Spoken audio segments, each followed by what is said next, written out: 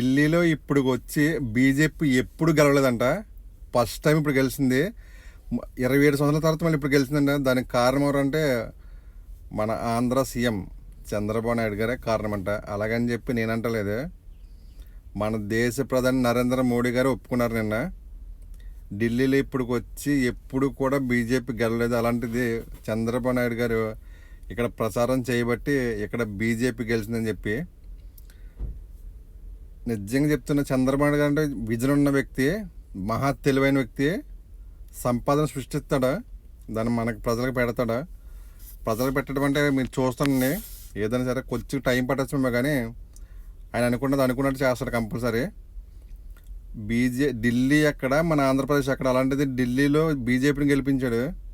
అంత తెలివైన వ్యక్తి. సరే, అలాగని బీజేపీ ప్రధాని మోడీ గారు ఒప్పుకున్నారు ఇక ఢిల్లీలో బీజేపీ గెలవడానికి కారణం చంద్రబాబు నాయుడు గారు అని చెప్పి. అంత తెలివైన వ్యక్తి. నెక్స్ట్ టైం కూడా బీజేపీ వస్తుంది, బీజేపీ రావాలి. బీజేపీ వస్తేనే మన దేశం ఎక్కడికో వెళ్తుంది. ఇప్పుడు మన ఏ దేశం వెళ్ళినా మనకంటూ ఒక విలువ, గౌరవంగా, ధైర్యంగా నేను ఇండియా అని చెప్పుకున్నామంటే దానికి ఒకే ఒక కారణం బీజేపీ. అదే మోదీ గారు. మోడీ గారు ఉంటే ఇంకా చాలా బాగుంటుంది దేశం. మనకు చాలా అంతకుముందు మన ఇండియాని చెప్పుకుంటా కూడా మనకు అంత పవర్ లేదు. కానీ ఇప్పుడు ఇండియాని చెప్పుకున్నాం ఏ దేశం వెళ్ళా కానీ గర్వంగా. దానికి కారణం మోడీ గారే.